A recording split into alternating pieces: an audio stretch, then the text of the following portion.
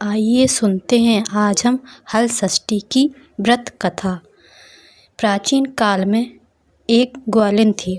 उसका प्रसव काल अत्यंत निकट था। एक ओर वह प्रसव से व्याकुल थी तो दूसरी ओर उसका मन गोरस दूध दही बेचने में लगा हुआ था। उसने सोचा कि यदि प्रसव हो गया तो गोरस यूं ही पड़ रह जाएगा। यह सोचकर उसने दूध दही के घड़े सिर पर रखे और बेचने के लिए चल दी। किंतु कुछ दूर पहुंचने पर उसे असहनीय प्रसव पीड़ा हुई। वह एक झरवैरी की ओट में चली गई और वहां एक बच्चे को जन्म दिया। वह बच्चे को वहीं छोड़कर पास के गांव में दूध दही बेचने चली गई। संयोग से उस दिन हल षष्ठी थी।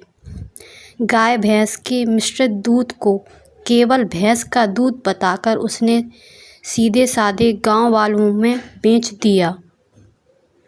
उधर जिस झरवैरी के नीचे उसने बच्चे को छोड़ा था उसके समीप ही खेत में एक किसान हल जोत रहा था। अचानक उसके बैल भड़क उठे और हल्का फल शरीर में घुसने से वह बालक मर गया। इस घटना से किसान बहुत दुखी हुआ, फिर भी उसने हिम्मत और धैर्य से काम लिया।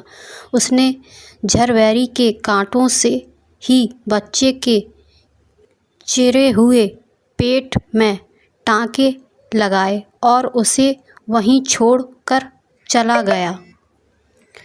कुछ देर बाद ग्वालिन दूध बेचकर वहां आ पहुंची। बच्चे की ऐसी दशा देखकर उसे समझते देर नहीं लगी कि यह सब उसके पाप की सजा है। वह सोचने लगी, यदि मैंने दूध गाय का नहीं बेचा होता और गांव की स्त्रियां का धर्म भ्रष्ट ना किया होता तो मेरे बच्चे की यह दशा ना होती। अतः मुझे लौटकर सब बातें गांव वालों को बताकर प्रायश्चित करना चाहिए। वह उस गांव में पहुंची जहां उसने दूध दही बेचा था। वह गली गली घूमकर अपनी करतूत और उसके फलस्वरूप मिले दंड का बखान करने लगी।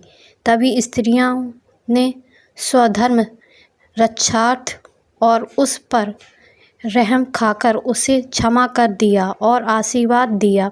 बहुत सी स्त्रियों द्वारा आशीर्वाद लेकर जब वह पुनः झरवैरी के नीचे पहुंची तो यह देखकर आश्चर्यचकित रह गई कि वहां उसका पुत्र जीवित अवस्था में पड़ा था। तभी से ये व्रत किया जाने लगा।